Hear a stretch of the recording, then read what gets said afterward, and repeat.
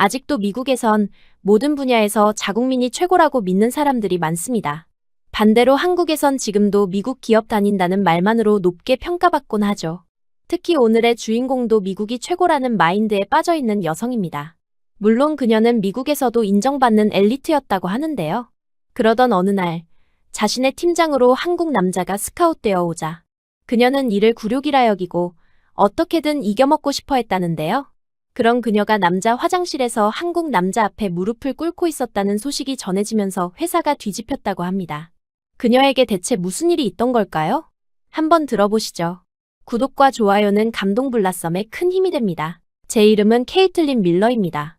뉴욕 맨해튼 금융지구 한복판에 우뚝 선 글로벌 투자사 맨해튼 파이낸셜 그룹의 전략 분석가로 일하고 있어요. 아니, 정확히는 이랬다고 해야겠습니다. 지금 돌이켜보면 그때의 저는 정말 오만했던 것 같아요. 스탠퍼드 경영대학원을 수석으로 졸업한 뒤 곧바로 이 회사에 입사했어요. 신입사원 때부터 제가 작성한 분석 보고서는 임원진들 사이에서 화제가 되었고 3년 차에 이미 팀장급 회의에 참석할 정도였습니다.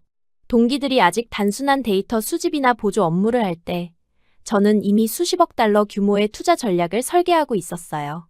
회사 사람들은 저를 미래의 파트너라고 불렀습니다. 실제로 제가 담당한 프로젝트는 한 번도 실패한 적이 없었고 고객사들은 제 이름만 들어도 안심한다는 소리를 들었어요. 그런 성공이 쌓이면서 자연스럽게 자신감도, 아니 오만함도 함께 커졌던 것 같습니다. 특히 해외에서 온 동료들에 대해서는 은근한 우월감을 느끼고 있었어요. 물론 겉으로 드러내지는 않았지만 속으로는 늘 생각했습니다. 영어가 모국어도 아닌 사람들이 어떻게 이 치열한 월스트리트에서 살아남을 수 있을까? 하고요. 그 중에서도 아시아 출신 남성 동료들에 대한 편견이 특히 심했어요. 조용하고 소극적이며 창의성보다는 기계적인 업무에만 충실할 거라는 고정관념을 갖고 있었습니다. 그런 제게 전환점이 찾아온 건 작년 9월이었어요. 회사에 새로운 팀장이 부임한다는 소식이 들렸습니다. 그것도 한국에서 직접 스카우트해온 인재라고 하더군요.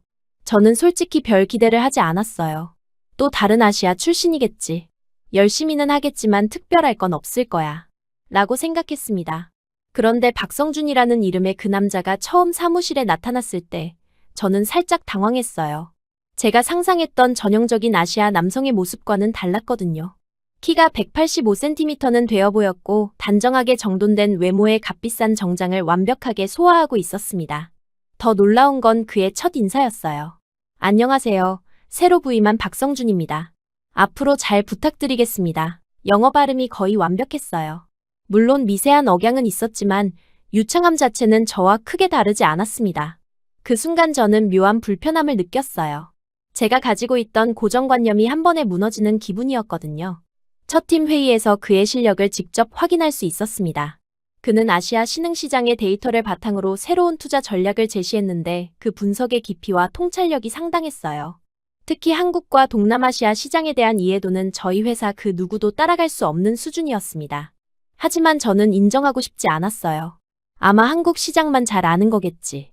글로벌 전략은 다를 거야. 라고 스스로를 위로했습니다. 그런데 다음 주 글로벌 포트폴리오 회의에서 그가 발표한 유럽 시장 분석을 듣고는 정말 충격을 받았어요. 제가 3년간 쌓아온 유럽 금융시장에 대한 지식보다 훨씬 세밀하고 정확한 분석이었거든요. 그때부터였습니다. 저와 그 사이에 미묘한 긴장감이 흐르기 시작한 건 말이에요. 회의에서 의견이 충돌하는 일이 잦아졌고 서로의 제안에 대해 날카로운 질문을 주고받게 되었습니다. 동료들은 그런 저희를 보며 건전한 경쟁이라고 표현했지만 솔직히 저는 그냥 지고 싶지 않았어요. 특히 기억에 남는 건 10월 말에 있었던 대형 프로젝트 배정 회의였습니다. 유럽의 한 대기업이 아시아 시장 진출을 위한 컨설팅을 의뢰한 건이었어요. 프로젝트 규모만 2억 달러가 넘는 대형 딜이었고 성공하면 회사 내에서 입지가 확실히 달라질 수 있는 기회였습니다. 회의실에서 임원진들이 프로젝트 개요를 설명할 때 저는 이미 머릿속으로 전략을 구상하고 있었어요. 제가 지금까지 쌓아온 유럽 시장 네트워크와 분석 능력을 총동원하면 충분히 성공시킬 수 있다고 확신했습니다. 그런데 성준도 같은 생각이었나 봐요. 이 프로젝트는 유럽 기업의 아시아 진출이 핵심이니만큼 양쪽 시장을 모두 깊이 이해하는 것이 중요합니다. 그의 말에 임원진들이 고개를 끄덕였어요. 맞는 말이었거든요. 그리고 저도 인정할 수밖에 없었습니다. 아시아 시장에 대한 제 이해도는 그에 비해 현저히 부족했다는 걸 말이에요. 결국 임원진들은 결정을 내렸습니다. 두 분이 각각 다른 접근 방식으로 전략을 세워보시죠. 한 달 후에 발표를 듣고 최종 결정하겠습니다. 그 순간 저는 속으로 환호했어요. 드디어 정면 승부를 할 기회가 온 거였으니까요. 성준의 실력을 인정하긴 했지만 여전히 제가 이길 수 있다고 믿었습니다. 아니, 이겨야만 했어요. 지금까지 쌓아온 제 자존심과 위치를 지키기 위해서라도 말입니다. 그날 밤부터 저는 미친 듯이 자료를 준비하기 시작했어요. 유럽 고객사의 과거 아시아 진출 사례들을 샅샅이 분석하고 현지 파트너사들과 연락을 취해 최신 시장 동향을 파악했습니다. 퇴근 후에도 집에 가지 않고 사무실에 남아 밤새워 작업했어요. 성준도 마찬가지였던 것 같습니다. 저보다 일찍 출근해서 저보다 늦게 퇴근하는 모습을 자주 봤거든요. 그런데 신기한 건 그는 제가 밤새워 일하는 것처럼 피곤해 보이지 않았어요. 항상 깔끔한 차림에 여유로운 표정을 유지했습니다. 그게 더 신경 쓰였어요. 3주가 지났을 때쯤 저는 정말 지쳐 있었습니다. 하루에 3시간씩 자는 날이 계속되면서 체력이 바닥났어요. 커피로 버티고 에너지 드링크로 견디는 나날이었습니다. 그래도 포기할 수는 없었어요. 이번 프로젝트는 단순한 업무가 아니라 제 자존심이 걸린 문제였으니까요. 발표 전날 밤, 저는 마지막 점검을 위해 새벽 3시까지 사무실에 남아 있었습니다. 완벽한 프레젠테이션을 만들기 위해 슬라이드 하나하나를 다시 검토하고 예상 질문에 대한 답변도 정리했어요. 집에 돌아가서 샤워를 하고 옷을 갈아입은 뒤 다시 회사로 향했습니다. 그런데 그날 아침, 엘리베이터에서 내리는 순간 현기증이 밀려왔어요. 며칠간 제대로 먹지도 자지도 못한 탓이었습니다. 다리에 힘이 풀리면서 휘청거렸는데 그때 누군가 제 팔을 잡아 지탱해줬어요.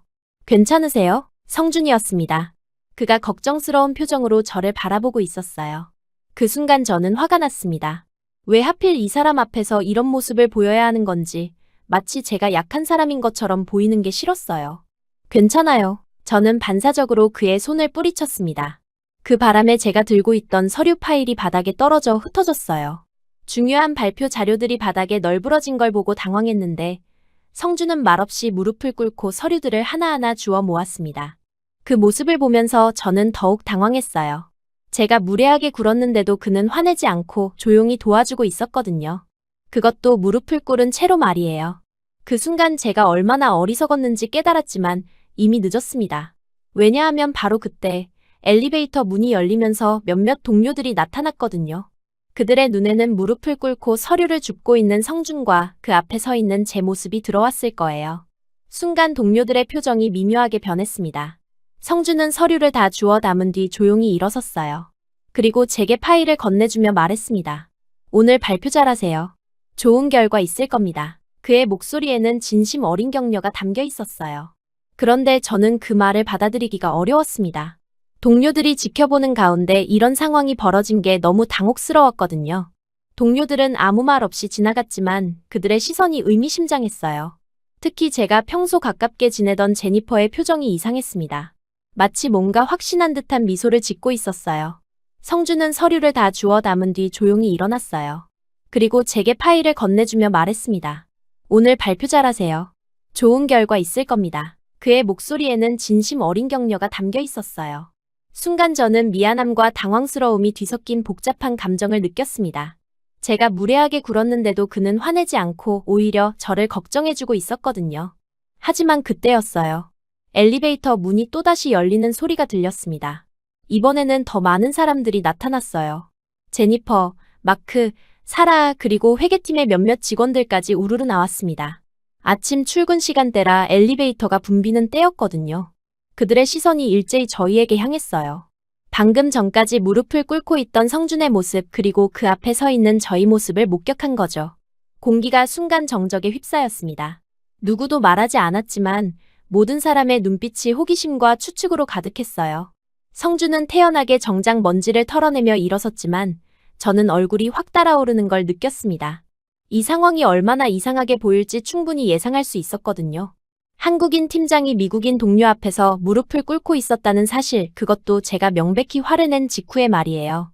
아, 안녕하세요. 제니퍼가 어색하게 인사를 건넸어요. 평소의 쾌활한 목소리와는 달리 뭔가 어색한 톤이었습니다. 다른 동료들도 마찬가지였어요. 모두 저희를 힐끗힐끗 쳐다보면서도 못 본 척하려 애쓰고 있었습니다. 네, 안녕하세요. 성준이 정중하게 대답했어요. 그의 목소리는 여전히 차분했지만 저는 그의 귀끝이 살짝 붉어진 걸 놓치지 않았습니다. 아무리 침착한 사람이라도 이런 상황은 당황스러울 수밖에 없었겠죠. 잠시 동안 아무도 움직이지 않았어요. 마치 시간이 멈춘 것 같은 순간이었습니다. 저는 뭔가 해명을 해야 할 것 같았지만 입이 떨어지지 않았어요. 서류를 떨어뜨려서 주워주었을 뿐이라고 말하면 될 텐데 왜 그렇게 간단한 말이 나오지 않는 건지 모르겠어요. 그때 마크가 먼저 움직였어요.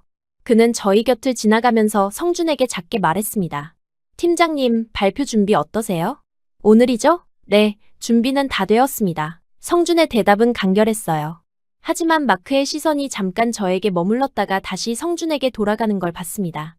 그 짧은 순간의 시선 교환에서 저는 무언가 음험한 기류를 느꼈어요. 제니퍼도 지나가면서 저에게 의미심장한 눈빛을 보냈어요. 평소 친하게 지내던 사이였지만 그 순간만큼은 마치 다른 사람을 보는 것 같은 시선이었습니다. 호기심과 추측 그리고 뭔가 확신하는 듯한 표정이 섞여 있었어요. 케이틀린, 너도 오늘 발표지? 화이팅! 사라가 지나가면서 던진 말이었지만 그 화이팅이라는 말이 왜 그렇게 어색하게 들렸는지 모르겠어요. 평소 같으면 자연스럽게 받아들였을 응원의 말이 그 순간에는 마치 다른 의미를 담고 있는 것처럼 느껴졌습니다. 모든 사람이 지나간 후에도 저와 성준은 잠시 그 자리에 서 있었어요. 둘 다 무슨 말을 해야 할지 모르는 것 같았습니다. 저는 제 손에 들린 서류 파일을 내려다봤어요. 성준이 정성스럽게 주워 담아준 자료들이 깔끔하게 정리되어 있었습니다. 감사합니다. 겨우 그 말을 꺼낼 수 있었어요. 하지만 제 목소리는 평소보다 훨씬 작고 떨리고 있었습니다. 아닙니다. 별일 아니에요. 성준도 짧게 대답했어요. 그리고 잠시 망설이다가 말을 이었습니다. 몸조리 잘하세요. 너무 무리하지 마시고. 그 말을 끝으로 그는 자리를 떠났어요. 저는 혼자 남겨진 채로 그의 뒷모습을 바라봤습니다. 여전히 단정하고 의젓한 모습이었지만 어딘가 쓸쓸해 보였어요. 그 순간 저는 깨달았습니다. 방금 전 벌어진 일이 단순한 해프닝으로 끝나지 않을 거라는 걸 말이에요. 동료들의 시선, 그들의 표정, 그리고 무엇보다 그 정적 속에서 느껴진 묘한 긴장감이 모든 걸 말해주고 있었어요. 저는 엘리베이터 앞에 혼자 서서 깊은 한숨을 내쉬었습니다. 오늘 발표를 앞두고 있는 상황에서 이런 일까지 벌어지다니. 그리고 무엇보다 제가 왜 성준에게 그렇게 무례하게 굴었는지 스스로도 이해할 수 없었어요. 분명한 건 하나였습니다. 앞으로 사무실에서 저를 바라보는 시선들이 완전히 달라질 거라는 것. 그리고 그 시선들 속에는 호기심과 추측 그리고 판단이 담겨 있을 거라는 것. 아직 아침도 채 되지 않았는데 벌써 하루가 길게 느껴지기 시작했어요. 그리고 저는 아직 모르고 있었습니다. 이 모든 게 진짜 시작에 불과하다는 걸 말이에요. 그날 오후, 저는 제자리에 앉아 발표 자료를 마지막으로 점검하고 있었어요. 머릿속으로는 계속 아침에 벌어진 일이 맴돌았지만 일단 발표에 집중해야 한다고 스스로를 다독였습니다. 하지만 주변 분위기가 평소와 달랐어요. 점심시간이 되자 그 이유를 알 수 있었습니다. 제가 화장실에서 나오는데 복도에서 몇몇 동료들이 수군거리는 소리가 들렸거든요. 정말이야? 한국 팀장이 케이틀린한테 내가 직접 봤다니까. 무릎까지 꿇고 있더라고. 어머, 그런데 케이틀린이 뭘 그렇게 화를 냈대. 저는 그 자리에 얼어붙었습니다. 아침에 벌어진 일이 벌써 회사 전체로 퍼지고 있었던 거예요. 그것도 완전히 왜곡된 형태로 말이에요. 성준이 저에게 고백했다는 이야기로 변질되어 있었습니다. 급히 제자리로 돌아왔는데 제니퍼가 제 책상 옆에 서 있었어요. 평소보다 훨씬 진지한 표정이었습니다. 저는 어쩔 수 없이 그녀를 따라 빈 회의실로 갔어요. 제니퍼는 문을 닫자마자 직설적으로 물었습니다. 박 팀장이 너한테 고백한 거 맞지? 제가 아무리 설명해도 그녀는 믿지 않았어요. 오히려 제가 숨기려 한다고 생각하는 것 같았습니다. 더 답답한 건 제가 말하면 할수록 더 의심스러워한다는 거였어요. 케이틀린, 솔직히 말해봐. 너 요즘 박 팀장 보는 눈빛이 예전과 달라. 제니퍼의 말을 듣고 있으니 정말 화가 났어요. 제가 성준을 의식하고 있었다는 게 그렇게 명백했던 건가요? 물론 그의 실력을 인정하게 된 건 사실이었지만 그게 다른 감정으로 오해받을 줄은 몰랐습니다. 회의실에서 나온 후 사무실 분위기가 확연히 달라져 있었어요. 평소 친하게 지내던 동료들도 저를 보는 시선이 이상했습니다. 호기심 어린 눈빛으로 저를 훑어보거나 아니면 아예 눈을 마주치지 않으려 했어요. 특히 성준을 평소 좋아했던 여성 동료들의 시선은 차갑기만 했습니다. 가장 먼저 변화를 느낀 건 제 책상 주변이었어요. 평소 같으면 동료들이 자연스럽게 들러서 커피 한잔 하자고 하거나 점심 계획을 세우곤 했는데 그날은 아무도 제 근처에 오지 않았습니다. 심지어 업무상 꼭 필요한 얘기도 이메일로 하는 사람들이 생겼어요. 더 당황스러웠던 건 회계팀 직원들의 반응이었습니다. 평소 서류 확인차 자주 오가던 사람들인데 그들이 제 자리를 지날 때마다 의미심장한 표정을 지으며 속삭이는 소리가 들렸어요. 오후 3시 드디어 발표 시간이 되었어요.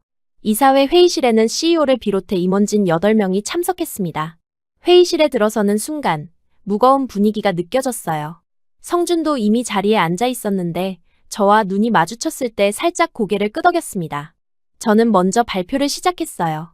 3주간 밤을 새워 준비한 자료였기 때문에 자신이 있었습니다. 노트북을 연결하고 첫 번째 슬라이드를 띄우는데 손이 살짝 떨리는 걸 느꼈어요. 아침부터 계속된 스트레스 때문이었을 거예요. 오늘 제안드릴 내용은 유럽 대기업의 아시아 시장 진출 전략입니다. 처음 15분간은 순조롭게 진행되었어요. 유럽 시장 분석, 고객사의 니즈 파악, 예상 수익률까지 차근차근 설명했습니다. 임원진들도 고개를 끄덕이며 들어주고 있었어요. 특히 제가 준비한 시장 분석 차트를 보여줄 때는 CEO도 관심 있어 하는 표정이었습니다.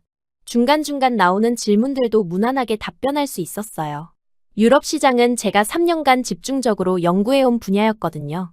고객사들의 과거 투자 패턴, 성공 사례, 실패 요인까지 모든 걸 꿰고 있었습니다.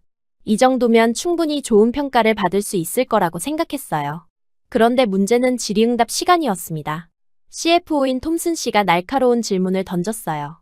케이틀린, 아시아 현지 파트너사와의 협업 방안이 구체적이지 않은 것 같은데 실제 데이터가 있나요? 저는 당황했어요. 아시아 시장에 대한 부분은 제가 가장 약한 영역이었거든요. 준비는 했지만 깊이 있는 분석까지는 하지 못했습니다. 현재 몇 개 업체와 접촉 중이고 구체적인 숫자로 말해주세요. 예상 계약 규모나 타임라인 같은 것 말입니다. 저는 입이 막혔어요. 그런 세부 데이터는 준비하지 못했습니다. 아시아 시장은 성준의 전문 분야라고 생각해서 깊이 파고들지 않았던 거예요. 회의실이 정적에 휩싸였습니다. 바로 그때였어요. 성준이 조용히 일어났습니다. 실례합니다. 제가 보완 설명을 드려도 될까요? 톰슨 씨가 고개를 끄덕였어요. 성준은 자신의 노트북을 켜더니 미리 준비해둔 자료를 스크린에 띄웠습니다. 놀랍게도 그 자료는 제 발표 내용과 완벽하게 연결되어 있었어요. 케이틀린이 제시한 유럽 전략은 매우 탁월합니다. 여기에 아시아 현지 데이터를 보완하면 더욱 완벽해질 것 같습니다. 그 순간 저는 충격을 받았어요. 성준이 제 발표를 미리 알고 있었다는 뜻이었거든요.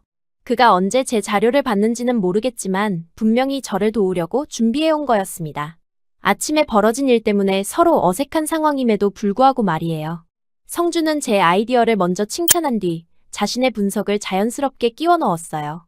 케이틀린이 언급한 유럽 기업들의 확장 동기를 보면 이라고 시작해서 제 분석을 재차 강조하고 그 다음에 자신의 데이터를 추가했습니다. 마치 처음부터 저희가 한 팀으로 준비한 것처럼 매끄럽게 연결했어요. 더 놀라운 건 그의 준비 수준이었습니다. 아시아 3개국의 파트너사 리스트는 물론이고 각 업체별 계약 가능 규모, 예상 수수료율, 심지어 현지 법규까지 모든 게 정리되어 있었어요. 제가 3주간 준비한 것보다 훨씬 더 상세한 자료였습니다. 한국의 경우 이미 2개 업체와 사전 협의를 마쳤고 싱가포르와 홍콩에서도 긍정적인 반응을 얻고 있습니다. 성준이 구체적인 숫자를 제시하자 임원진들의 표정이 확연히 밝아졌습니다. 특히 톰슨 씨가 만족스러워하는 모습이 역력했어요. 제가 답변하지 못했던 바로 그 부분을 완벽하게 보완해 준 거였습니다. 가장 인상적이었던 건 성준의 발표 방식이었어요. 그는 자신이 주인공인 것처럼 발표하지 않았습니다. 계속해서 케이틀린의 아이디어를 바탕으로 케이틀린이 제시한 방향에 맞춰 라는 식으로 제 공로를 인정해 주었어요. 마치 자신은 단순한 보조 역할인 것처럼 포지셔닝했습니다. 임원진들의 표정이 확연히 밝아졌습니다. 특히 CEO가 만족스러워하는 모습이 역력했어요. 훌륭합니다. 두 분이 협력하면 정말 강력한 시너지가 나올 것 같네요. 발표가 끝나고 박수가 터졌어요. 하지만 저는 복잡한 심정이었습니다. 감사함과 동시에 자존심이 상했어요. 제가 완벽하게 준비했다고 생각했는데 결국 성준의 도움을 받아야 했다는 사실이 쓰라렸습니다. 회의실을 나오면서 성준이 저에게 말했어요. 수고하셨습니다. 정말 좋은 아이디어였어요. 그의 목소리에는 진심이 담겨 있었지만 저는 제대로 된 답변을 하지 못했습니다. 감사합니다. 라는 말조차 나오지 않았어요. 그런데 정작 문제는 그 이후였습니다.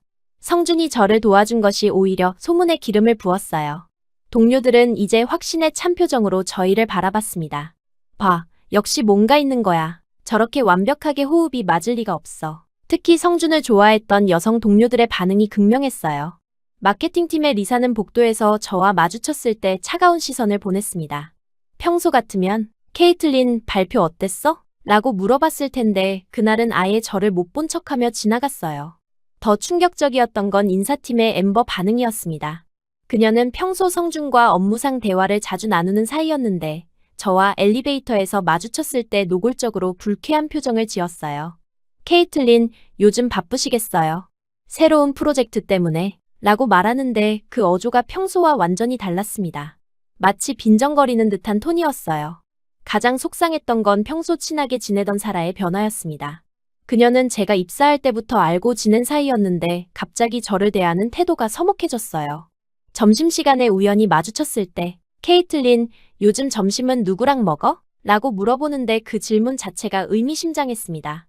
마치 성준과 함께 먹는지 확인하려는 것 같았어요. 더욱 견디기 어려웠던 건 회의 시간이었습니다.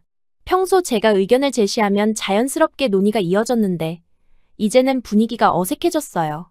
누군가 제 아이디어에 동의를 표하면 다른 사람들이 그 사람을 힐끗 쳐다보는 시기였습니다. 마치 저 사람 편을 드는 거야? 라는 시선이었어요.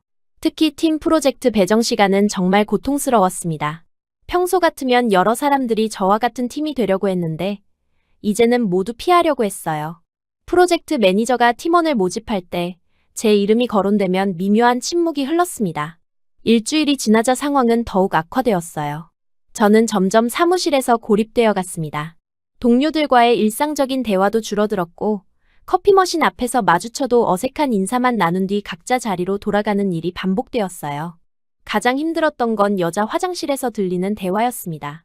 제가 화장실 칸에 들어가 있는데 밖에서 리사와 엠버가 대화하는 소리가 들렸어요. 케이틀린 정말 뻔뻔하다. 평소에 아시아 사람들 무시하더니 이제는 완전 다른 사람이 됐네. 그러게. 박 팀장이 도와준 거 보니까 정말 노골적이더라. 저는 숨을 죽이고 그 자리에 있을 수밖에 없었어요. 그런 날들이 계속되면서 저는 스트레스가 극에 달했어요. 밤에 잠을 제대로 자지 못하고 식욕도 없어졌습니다. 회사에 가는 것 자체가 고통스러워졌어요. 동료들의 시선이 부담스럽고 그들이 제 뒤에서 무슨 말을 하고 있을지 상상하는 것만으로도 괴로웠습니다. 어느 날은 스트레스가 너무 심해서 회의 중에 눈물이 날 것 같았어요. 급히 화장실로 향했는데 여자 화장실에는 이미 몇몇 동료들이 있었습니다. 그들의 대화가 뚝 끊어지는 걸 보고 저는 차라리 다른 곳으로 가기로 했어요. 그때부터 저는 조용한 곳을 찾아 헤맸습니다. 회사 건물 여기저기를 돌아다니다가 우연히 발견한 곳이 있었어요. 40층 꼭대기에 있는 남자 화장실이었습니다. 엘리베이터를 타고 올라가다가 실수로 잘못 내린 층에서 발견한 곳이었어요. 처음에는 남자 화장실이라서 들어가기 망설여졌는데 문을 열어보니 아무도 없었습니다. 오래된 냄새가 났고 먼지가 쌓여있는 걸 보니 정말 오랫동안 사용하지 않은 것 같았어요. 리모델링을 하면서 사용하지 않게 된 곳이라고 나중에 알게 되었습니다. 청소 아주머니께 조심스럽게 물어보니 이미 5년째 사용하지 않는 공간이라고 했어요. 일주일에 한 번 정도만 청소를 한다고 하시더군요. 아무도 안 가는 곳이에요. 가끔 저만 청소하러 가죠. 라고 말씀하시는데 저에게는 정말 다행스럽게 들렸어요. 저는 그곳을 제 비밀 공간으로 삼기로 했습니다. 스트레스가 심할 때마다 그곳에 가서 마음을 달랬어요. 넓은 창문으로 맨해튼의 전경이 한눈에 들어왔고 무엇보다 조용했습니다. 40층 높이에서 내려다보는 도시의 모습은 제 마음을 조금이나마 평정시켜 주었어요. 그곳에서 저는 처음으로 솔직하게 울 수 있었습니다. 아무도 방해하지 않는 그 공간에서 억눌러왔던 감정들을 토해낼 수 있었어요. 때로는 그냥 멍하니 밖을 바라보며 시간을 보내기도 했습니다. 저 아래 바쁘게 움직이는 사람들을 보면서 제가 지금 겪고 있는 일들이 그렇게 크지 않을 수도 있다는 생각을 하기도 했어요. 하루는 정말 힘든 날이었어요. 회의에서 제 제안이 완전히 무시당했고 점심시간에는 동료들이 저를 의도적으로 피하는 걸 느꼈습니다. 그날도 40층으로 올라가서 그 화장실에서 한참을 있었어요. 창밖을 바라보며 깊은 한숨을 내쉬고 이 상황이 언제까지 계속될지 막막한 마음이었습니다. 그런데 어느 날 평소처럼 그 화장실에서 마음을 추스르고 나오는데 문 앞에서 누군가와 부딪혔어요. 성준이었습니다. 저는 그 자리에서 넘어져 바닥에 앉았습니다. 죄송합니다. 저는 당황해서 제대로 말도 못했어요. 성준도 마찬가지였습니다. 둘 다 왜 이런 곳에 있는지 설명하기 어려운 상황이었거든요. 그런데 바로 그때 복도 끝에서 누군가 지나가는 모습이 보였어요. 청소 아주머니였습니다. 그분이 저희 둘을 번갈아 쳐다보더니 놀란 표정을 지었어요. 남자 화장실에서 남녀가 함께 나오는 모습을 본 거였죠. 특히 아무리 설명해도 이상하게 보일 수밖에 없는 자세와 상황이었습니다. 저는 급히 그 자리를 떠났어요. 하지만 마음이 무거웠습니다. 또 다른 오해가 생길 것 같은 불안감이 밀려왔거든요. 그리고 제 예감은 틀리지 않았습니다. 며칠 후 더 큰 풍파가 몰아칠 조짐이 보이기 시작했어요. 3일 후 인사팀에서 연락이 왔어요. 윤리위원회에서 저와 성준을 호출한다는 내용이었습니다. 이유는 부적절한 장소에서의 행동에 대한 신고 접수라고 적혀 있었어요. 그 순간 온몸이 차가워지는 걸 느꼈습니다. 윤리위원회는 회사에서 가장 무서운 곳이었어요.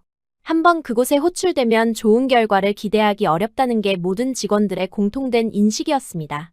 특히 성적 관련 사안이나 품위 문제로 회부되면 거의 징계는 확정이었어요.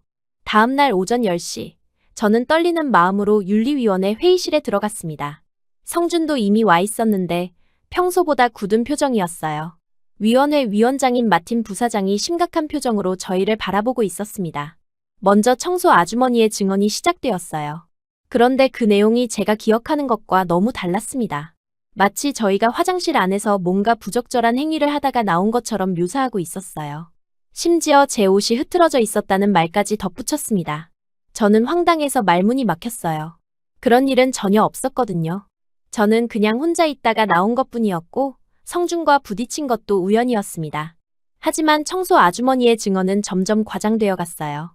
마틴 부사장이 저에게 해명할 기회를 줬지만 뭐라고 설명해야 할지 막막했습니다.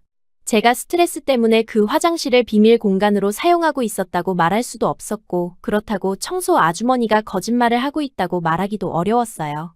성준이 먼저 입을 열었습니다. 그는 차분한 목소리로 상황을 설명했어요.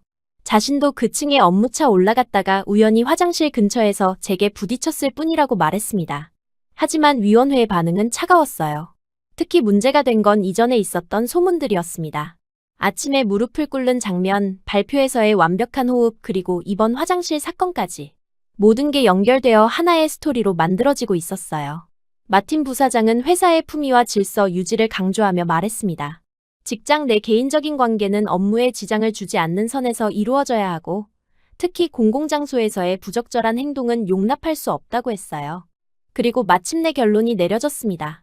성준에게는 서면 경고, 저에게는 자진 퇴사 권고였어요. 그 순간 머리가 하얘졌습니다.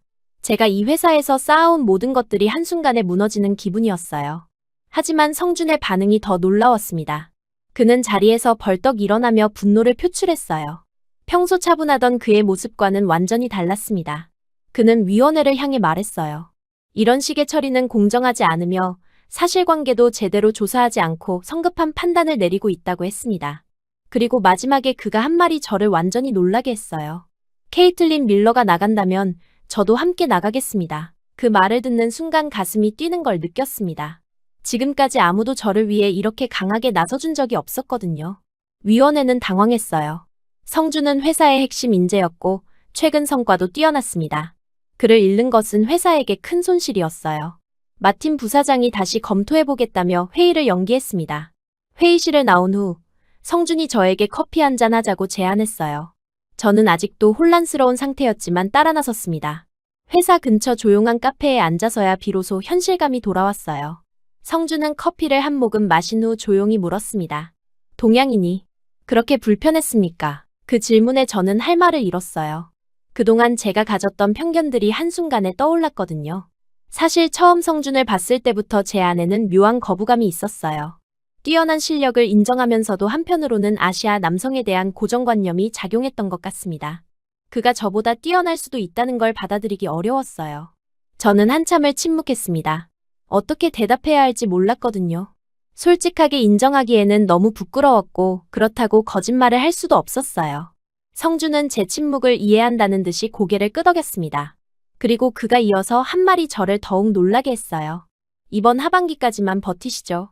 그리고 우리 둘이서 새로 시작하는 겁니다. 제가 회사를 차릴 계획이 있거든요. 저는 귀를 의심했습니다. 지금 이런 상황에서 무슨 새로운 시작 이야기인지 이해할 수 없었어요. 하지만 성준의 다음 말을 듣고 나서야 그의 진심을 알 수 있었습니다. 그는 이미 몇 달 전부터 독립을 준비하고 있었다고 했어요. AI와 금융을 결합한 새로운 투자 플랫폼을 구상하고 있었고 고객의 데이터를 보호하는 블록체인 보안 기술도 연구하고 있었습니다. 심지어 고위험군 고객을 위한 맞춤 분석 시스템까지 개발 중이라고 했어요. 성준의 설명을 들으면서 저는 점점 빠져들었습니다. 그의 아이디어는 정말 혁신적이었어요. 기존 금융사들이 감히 시도하지 못했던 영역들을 과감하게 공략하는 전략이었습니다. 특히 아시아 시장과 서구 시장을 연결하는 브릿지 역할을 하겠다는 구상이 인상적이었어요. 더 놀라운 건 그의 준비 수준이었습니다. 이미 몇몇 투자자들과 사전 접촉을 했고 초기 자금 확보도 어느 정도 목표를 세워놓은 상태였어요. 심지어 사무실 후보지까지 알아보고 있었습니다. 그런데 가장 충격적이었던 건 그가 저에게 파트너가 되어달라고 제안한 거였어요. 유럽 시장에 대한 제 전문성과 네트워크가 꼭 필요하다고 했습니다. 저 없이는 성공하기 어렵다고까지 말했어요. 그 순간 저는 처음으로 성준을 박성준이 아닌 성준이라는 이름으로 불렀습니다. 마음속에서 자연스럽게 그의 이름이 떠올랐어요. 더 이상 한국인 팀장이 아니라 한 명의 인간으로 그리고 뛰어난 비즈니스 파트너로 보기 시작한 것 같습니다. 성준의 제안을 들으면서 제 마음이 흔들리기 시작했어요. 지금까지의 안정적인 직장 생활을 포기하고 불확실한 창업의 길로 들어선다는 게 쉬운 결정은 아니었습니다. 하지만 동시에 새로운 가능성에 대한 설렘도 느꼈어요. 무엇보다 성준이 저를 신뢰하고 있다는 사실이 감동적이었습니다. 지금까지 아무도 저에게 이런 큰 꿈을 함께 이루자고 제안한 적이 없었거든요. 회사에서는 항상 혼자서 성과를 내야 했고 경쟁자들과 싸워 이겨야 했어요. 카페에서 나올 때쯤 저는 마음의 결정을 내렸습니다. 성준과 함께 새로운 도전을 해보기로 한 거예요. 물론 구체적인 조건이나 역할 분담 같은 건 더 논의해야 했지만 일단 방향은 정해졌습니다. 다음 날 윤리위원회에서 다시 연락이 왔어요. 재검토 결과 저에게는 서면 경고로 처리하기로 했다는 내용이었습니다. 성준의 강력한 반발이 효과를 본 것 같았어요. 하지만 이미 제 마음은 떠날 준비를 하고 있었습니다. 그날 오후 성준과 저는 회사 옥상에서 맨해튼의 전경을 바라보며 이야기를 나눴어요. 앞으로의 계획, 서로의 역할 그리고 함께 만들어갈 꿈에 대해 대화했습니다. 그 순간 저는 처음으로 진정한 동반자를 만났다는 생각이 들었어요. 더 이상 혼자가 아니라는 안도감 그리고 새로운 가능성에 대한 기대감이 마음속에 자리 잡기 시작했습니다. 비록 앞길이 불확실하긴 했지만 성준과 함께라면 어떤 어려움도 헤쳐나갈 수 있을 것 같았어요. 그때부터였습니다.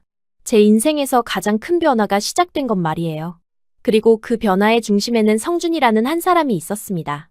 하반기가 시작되자마자 저는 완전히 달라진 사람이 되어 있었어요. 윤리위원회 사건 이후 제 안에서 뭔가 근본적인 변화가 일어났다는 걸 스스로도 느낄 수 있었습니다. 더 이상 예전에 오만하고 편견에 사로잡힌 케이틀린 밀러가 아니었어요.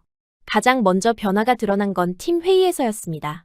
평소 같으면 조용히 넘어갔을 상황들에 이제는 적극적으로 맞서기 시작했어요.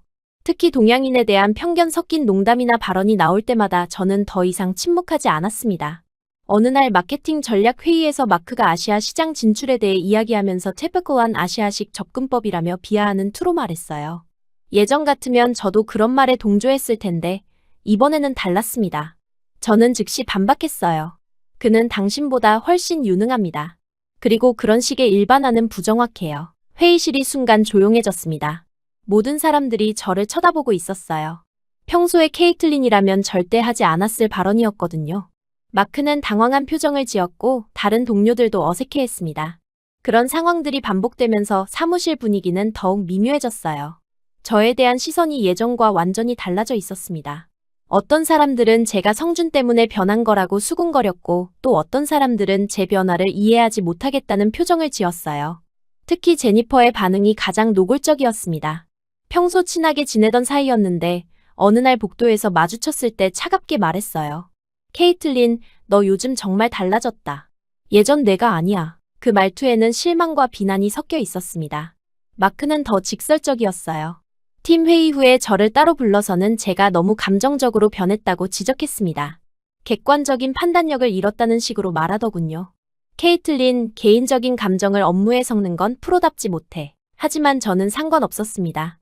오히려 이제야 제대로 된 말을 하고 있다는 기분이었어요. 지금까지 얼마나 편협한 사고를 가지고 있었는지 깨달으니 부끄러웠지만 동시에 변화할 수 있다는 안도감도 느꼈습니다. 또 다른 변화는 제가 성준을 대하는 태도에서도 나타났어요. 예전에는 그를 한국인 팀장 또는 박 팀장이라고 불렀는데 이제는 자연스럽게 성준이라고 부르게 되었습니다. 처음에는 의식적으로 노력했지만 점점 자연스러워졌어요. 성준도 제 변화를 느꼈는지 태도가 달라졌습니다. 예전에는 조심스럽게 거리를 두는 느낌이었다면 이제는 편안하게 대화할 수 있게 되었어요. 서로에 대한 신뢰가 생긴 것 같았습니다. 업무 외적인 대화도 늘어났어요.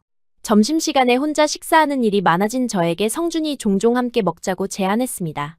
처음에는 또 다른 소문이 날까봐 망설였지만 이제는 그런 것들이 중요하지 않다고 생각했어요. 성준과의 협업도 본격적으로 시작되었어요.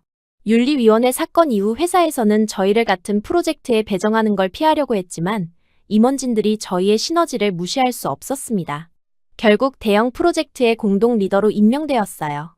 처음에는 어색했습니다. 지금까지 경쟁 관계였던 저희가 갑자기 파트너가 되어야 했거든요. 하지만 실제로 함께 일해보니 놀라울 정도로 호흡이 잘 맞았어요. 제가 유럽 시장 데이터를 분석하면 성준이 아시아 시장과의 연결점을 찾아주었고 성준이 기술적인 솔루션을 제시하면 저는 고객의 니즈와 매칭시켜 주었습니다. 첫 번째 공동 프로젝트는 독일의 대형 제조업체가 베트남 시장에 진출하는 건이었어요. 저는 독일 본사의 투자 패턴과 유럽 내 동남아시아 진출 사례들을 분석했습니다. 동시에 성준은 베트남 현지 법규, 파트너사 후보, 문화적 특성까지 세밀하게 조사했어요. 놀라운 건 저희의 작업 방식이었습니다. 성준은 제가 분석한 독일 기업의 특성을 완벽하게 이해하고 그에 맞는 현지 솔루션을 제시했어요. 저 역시 성준이 수집한 아시아 시장 정보를 바탕으로 더 정교한 유럽 전략을 세울 수 있었습니다. 매일 저녁 6시가 되면 저희는 따로 만나서 그날의 성과를 공유했어요. 때로는 회의실에서, 때로는 조용한 카페에서 2-3시간씩 대화를 나눴습니다. 처음에는 업무 이야기만 했는데 점점 개인적인 이야기도 나누게 되었어요. 성준이 한국에서 어떤 일을 했는지, 왜 미국으로 오게 되었는지, 그의 가족 이야기까지 듣게 되었습니다. 저 역시 제 성장 과정, 대학 시절 그리고 이 회사에 입사한 이유에 대해 이야기했어요. 서로를 인간적으로 이해하게 되니 업무적 협업도 더욱 원활해졌습니다. 특히 기억에 남는 건 유럽 대기업의 동남아시아 진출 프로젝트였어요. 이 프로젝트는 규모도 크고 복잡도도 높아서 여러 팀이 협력해야 하는 건이었는데 저희가 핵심 역할을 맡게 되었습니다. 저는 주로 데이터 분석과 보고서 작성을 담당했어요. 3년간 쌓아온 유럽 시장에 대한 전문성을 총동원해서 고객사의 니즈를 파악하고 진출 전략을 세밀하게 분석했습니다. 동시에 성준은 현지 파트너사와의 네트워킹, 법규 검토, 리스크 분석을 맡았어요. 두 사람의 작업이 합쳐지니 정말 완벽한 시너지가 나왔습니다. 저 혼자서는 절대 해낼 수 없었을 수준의 완성도였어요. 고객사에서도 놀라워했습니다. 이렇게 포괄적이고 실용적인 분석은 처음 본다고 했어요. 하지만 그만큼 저희는 다른 동료들에게 더욱 눈엣가시가 되었습니다. 성과가 좋을수록 시기와 질투도 커졌어요. 특히 저희의 성공이 다른 팀들의 상대적인 평가 절하로 이어지면서 분위기는 더욱 악화되었습니다. 가장 노골적으로 따돌림을 당한 건 점심시간이었어요. 예전에는 여러 그룹에서 저를 초대했는데 이제는 아무도 함께 식사하자고 하지 않았습니다. 사내 카페테리아에 가면 대부분의 테이블이 이미 차 있고 빈자리가 있어도 제가 다가가면 어색한 분위기가 되었어요. 한 번은 평소 친하게 지내던 사라의 테이블에 앉으려고 했는데 그녀가 가방으로 의자를 막으면서 이미 다른 사람이 앉기로 했다고 말했어요. 하지만 식사 시간 내내 그 자리는 비어 있었습니다. 그런 일이 반복되니 저는 아예 혼자 구석 테이블에서 먹게 되었어요. 더 힘든 건 화장실에서 들리는 대화들이었습니다. 제가 칸 안에 있는데 밖에서 동료들이 제 이야기를 하는 소리가 들렸어요. 케이틀린 요즘 완전 딴 사람이야. 박 팀장 때문에 저렇게 된 것 같은데. 예전에 그렇게 오만하더니 이제는 완전 굽신거리네. 그런 말들을 들을 때마다 가슴이 아팠습니다. 저는 굽신거리는 게 아니라 편견을 버리려고 노력하는 건데 그들에게는 그렇게 보이지 않는 것 같았어요. 하지만 나오지도 못하고 그 자리에서 끝까지 들어야 했습니다. 복도에서 마주치는 상황도 마찬가지였습니다. 평소 친하게 지내던 동료들도 저와 눈이 마주치면 어색하게 시선을 피하거나 급하다는 듯이 빨리 지나갔어요. 인사를 해도 대답이 없는 경우가 많았습니다. 특히 제니퍼는 아예 다른 길로 돌아가는 일이 많아졌어요. 회의 시간도 힘들었어요. 제가 의견을 제시하면 예전처럼 자연스럽게 논의가 이어지지 않았습니다. 다들 제 말을 듣긴 하지만 적극적으로 반응하지는 않았어요. 마치 저를 투명인간 취급하는 것 같았습니다. 가끔 누군가 제 의견에 동조하면 다른 사람들이 그 사람을 이상하게 쳐다보는 상황도 벌어졌어요. 더 심각한 건 업무적 협조도 예전 같지 않았다는 거였습니다. 다른 부서에서 자료를 요청하면 예전보다 훨씬 늦게 답변이 오거나 아예 무시당하는 경우도 있었어요.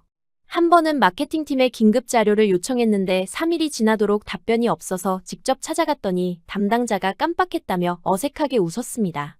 분명히 의도적인 것이었어요. 심지어 엘리베이터에서도 불편했습니다. 제가 타고 있으면 다음 엘리베이터를 기다리는 사람들이 생겨났어요.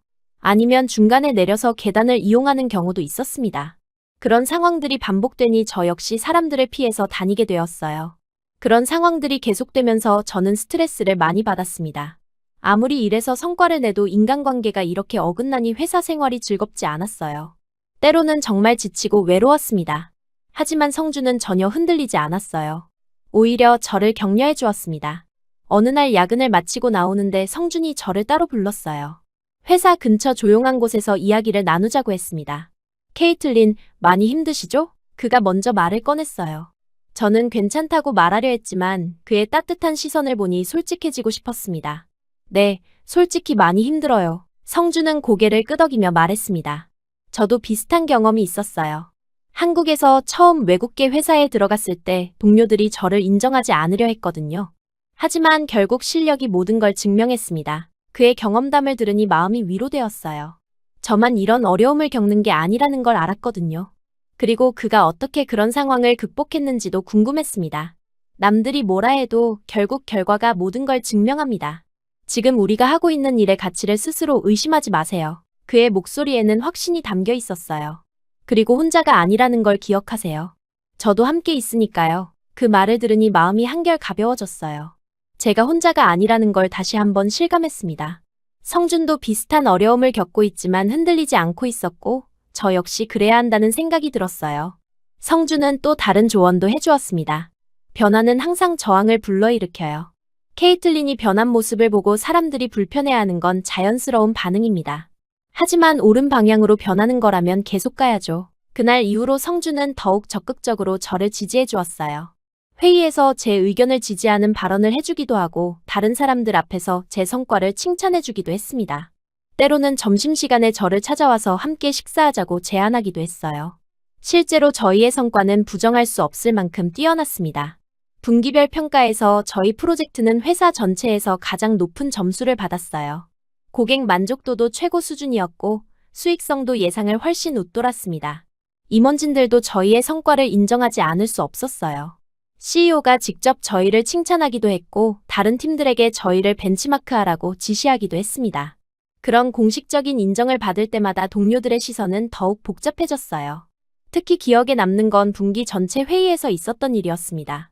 CEO가 저희 프로젝트를 성공 사례로 발표하면서 저와 성준을 앞으로 불렀어요. 모든 직원들 앞에서 저희의 협업 방식과 성과를 소개했습니다. 그 순간 회의실의 분위기가 묘했어요.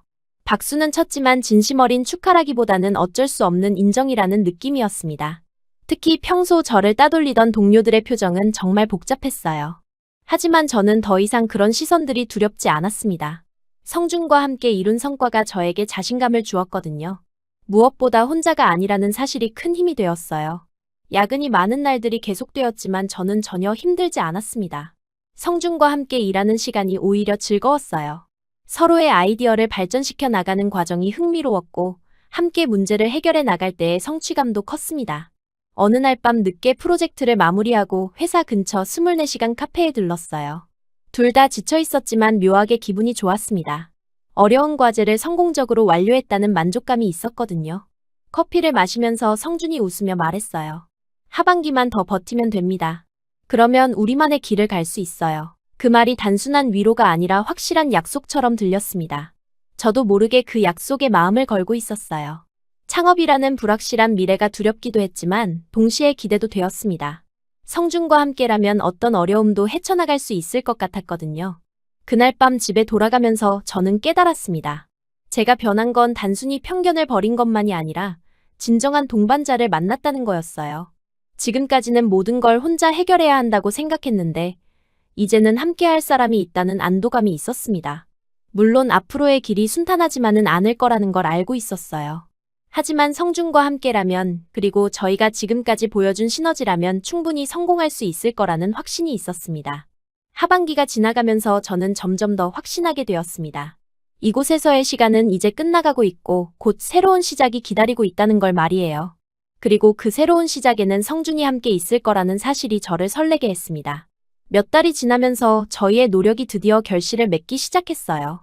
그동안 진행해온 여러 프로젝트들이 하나둘씩 성공적으로 마무리되고 있었습니다.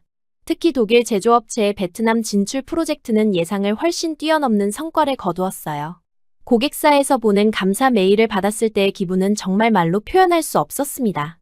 단순히 계약을 성사시킨 것이 아니라 실제로 베트남 현지에서 생산이 시작되고 첫 제품이 출하되었다는 소식이었어요. 저희가 제안한 전략이 현실이 된 거였습니다. 더 놀라운 건 이 프로젝트가 업계에서 화제가 되었다는 거였어요. 유럽과 아시아를 연결하는 새로운 모델로 평가받으면서 다른 기업들도 비슷한 컨설팅을 문의하기 시작했습니다. 회사로는 연일 새로운 의뢰가 들어왔어요. CEO인 윌리엄스 씨가 직접 저희를 불렀습니다. 그의 사무실에 들어갔을 때 그는 환한 미소를 지으며 우리를 맞아주었어요. 책상 위에는 여러 언론사의 기사들이 놓여 있었는데 모두 저희 프로젝트에 관한 내용이었습니다. 그는 저희의 성과를 극찬했어요. 특히 두 사람의 협업이 만들어낸 시너지가 회사 역사상 가장 뛰어났다고 말했습니다. 그리고 앞으로도 이런 식의 글로벌 프로젝트를 확대해 나가고 싶다고 했어요. 하지만 정작 중요한 건 다음 주에 있을 전사 발표였습니다. 분기별 성과 발표회에서 저희 프로젝트가 메인 사례로 소개될 예정이었어요. 모든 직원들 앞에서 저희의 성과가 공식적으로 인정받는 자리였습니다. 발표 준비를 하면서 저는 복잡한 심정이었어요. 한편으로는 기대되었지만 다른 한편으로는 동료들의 반응이 걱정되었습니다. 지금까지 저희를 따돌리던 사람들이 이런 상황을 어떻게 받아들일지 예측하기 어려웠거든요. 성준은 제 걱정을 알아챘는지 조용히 말했어요. 결과가 모든 걸 말해줄 겁니다. 이제는 우리가 옳았다는 걸 누구도 부정할 수 없어요. 그의 자신감 있는 모습을 보니 저도 마음이 편해졌습니다. 드디어 발표 당일이 되었어요. 대회의실에는 회사 전 직원이 모였습니다. 평소보다 긴장된 분위기였는데 아마 저희 발표 때문이었을 거예요. 이미 소문이 퍼져서 모두가 어떤 내용일지 궁금해하고 있었거든요. CEO가 무대에 올라가 인사말을 시작했습니다. 분기 성과를 전반적으로 검토한 뒤 특별히 주목할 만한 프로젝트가 있다고 말했어요. 그리고 저와 성준의 이름을 나란히 호명했습니다. 그 순간 회의장이 술렁였어요. 모든 사람들의 시선이 저희에게 집중되었습니다. 몇 달 전만 해도 저희를 수군거리며 바라보던 그 시선들이 이제는 다른 의미로 느껴졌어요. 무대에 올라가 발표를 시작했습니다. 성준이 먼저 프로젝트 개요를 설명하고 저는 성과와 의미를 분석했어요. 발표가 진행될수록 청중들의 표정이 변하는 걸 느낄 수 있었습니다. 특히 인상적이었던 순간은 저희의 협업 과정을 설명할 때였어요. 어떻게 서로 다른 전문성을 결합해서 새로운 솔루션을 만들어냈는지, 문화적 차이를 어떻게 강점으로 활용했는지 구체적으로 보여주었습니다. 발표가 끝났을 때 잠시 정적이 흘렀어요. 그러다가 CEO가 먼저 박수를 치기 시작했고 곧이어 전체가 따라했습니다. 그 박수 소리를 들으면서 저는 정말 많은 감정을 느꼈어요. 무엇보다 놀라웠던 건 동료들의 반응이었습니다.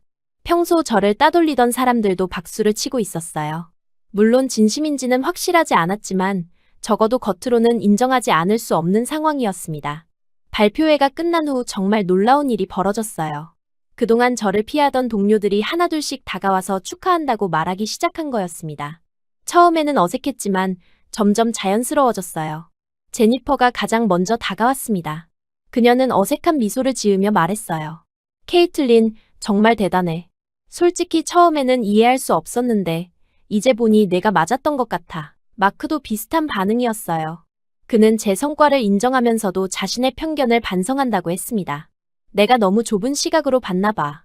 미안해, 케이틀린. 가장 의외였던 건 리사와 엠버의 반응이었습니다. 평소 성준을 좋아해서 저를 질투하던 그들이 이제는 오히려 호기심 어린 눈빛으로 저를 바라보고 있었어요. 요즘 완전 달라졌어. 무슨 일 있었어? 그런 질문을 받을 때마다 저는 웃으며 대답했습니다.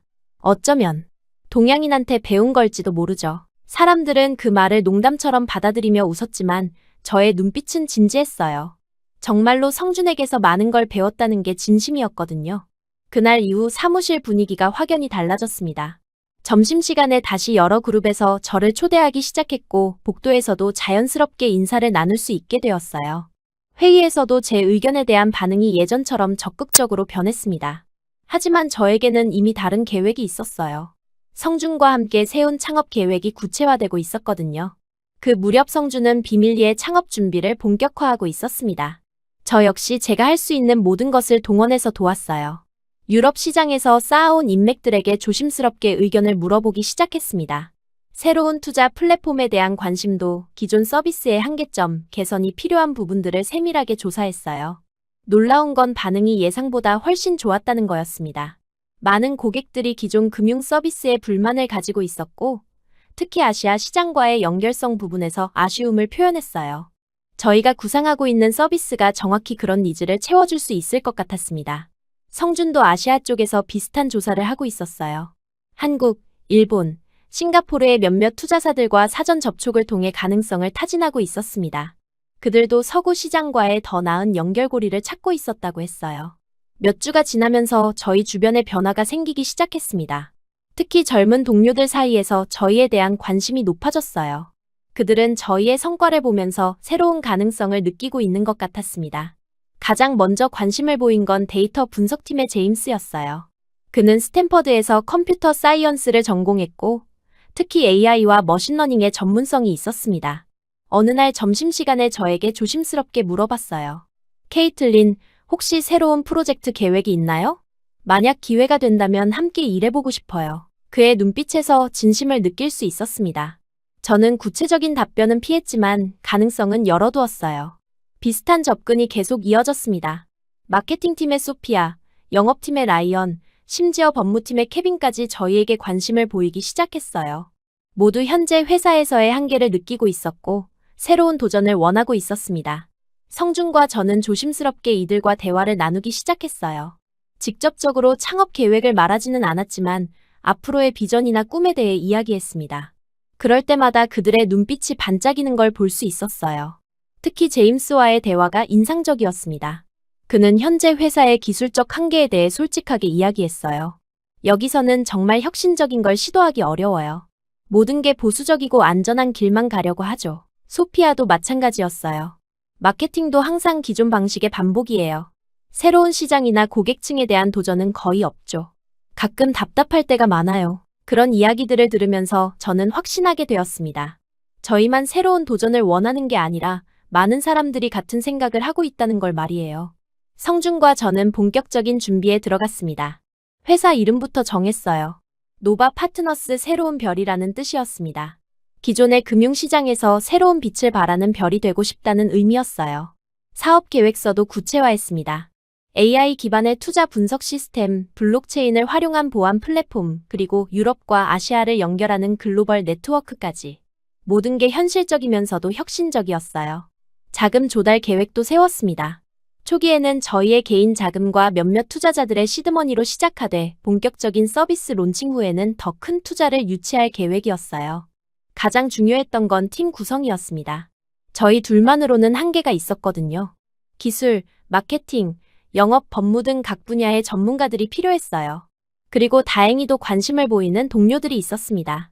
어느 날 저녁, 성준과 저는 조용한 카페에서 마지막 점검을 했어요. 모든 준비가 거의 끝나가고 있었습니다. 이제 정말 시작하는 거네요. 제가 말했을 때 성준이 웃으며 답했어요. 네, 드디어 우리만의 별이 떠오르는 거예요. 그 순간 저는 새로운 시작에 대한 설렘과 동시에 약간의 두려움도 느꼈습니다. 하지만 성준과 함께라면, 그리고 저희를 믿고 따라줄 동료들이 있다면 충분히 해낼 수 있을 거라는 확신도 있었어요. 노바 파트너스, 저희의 새로운 별이 어둠 속에서 조용히 빛나기 시작했습니다. 드디어 노바 파트너스의 첫 프로젝트가 시작되었어요. 저희가 기존 회사를 떠난 지 6개월이 지난 시점이었습니다. 처음에는 작은 사무실에서 시작했지만 저희의 열정만큼은 어느 대기업 못지않았어요. 첫 고객은 프랑스의 중견 투자회사였습니다. 그들은 동남아시아 시장 진출을 원했지만 현지 정보 부족으로 어려움을 겪고 있었어요. 바로 저희가 가장 자신 있어 하는 분야였습니다. 성주는 아시아 현지 네트워크를 활용해 실시간 시장 정보를 제공했고, 저는 유럽 투자 패턴 분석을 바탕으로 맞춤형 전략을 제시했어요. 제임스가 개발한 AI 분석 시스템이 두 데이터를 완벽하게 연결해 주었습니다. 3개월 후 결과가 나왔을 때 저희는 믿을 수 없었어요. 고객사의 수익률이 예상보다 40% 높게 나온 겁니다. 더 놀라운 건 이 소식이 업계에 빠르게 퍼졌다는 거였어요. 곧이어 연락이 쇄도하기 시작했습니다. 독일, 이탈리아, 네덜란드의 여러 기업들이 저희 서비스에 관심을 보였어요. 아시아 쪽에서도 한국과 일본의 대기업들이 유럽 진출 컨설팅을 의뢰했습니다. 가장 의외였던 건 예전 직장 동료들의 연락이었어요. 처음에는 축하 메시지로 시작했지만 점점 다른 의도가 보이기 시작했습니다. 혹시 자리 남아? 우리도 함께 일할 수 있을까? 라는 질문들이 이어졌어요. 제니퍼는 직접 저희 사무실을 찾아왔습니다. 그녀는 어색한 미소를 지으며 말했어요. 케이틀린, 정말 대단해. 솔직히 처음에는 내가 실수하는 줄 알았는데 이제 보니 우리가 틀렸네. 그리고는 조심스럽게 입사 가능성을 타진했어요. 마크도 비슷했습니다. 그는 현재 회사에서의 한계를 토로하며 새로운 도전을 원한다고 했어요. 여기서는 정말 혁신적인 걸 할 수 없어. 너희들이 부럽다. 하지만 저희는 신중했습니다. 단순히 성공했다고 해서 예전 동료들을 모두 받아들일 수는 없었거든요. 팀의 화합과 회사 문화가 더 중요했어요. 1년 후 노바 파트너스는 직원 10명 규모의 회사로 성장했습니다. 성주는 대표이사, 저는 공동 창립자이자 전략 책임자가 되었어요. 제임스는 기술이사, 소피아는 마케팅 디렉터, 라이언은 영업본부장으로 각자의 역할을 충실히 해내고 있었습니다. 회사가 성장하면서 새로운 문화도 만들어졌어요. 매월 마지막 금요일에는 전 직원이 참여하는 회식이 있었습니다.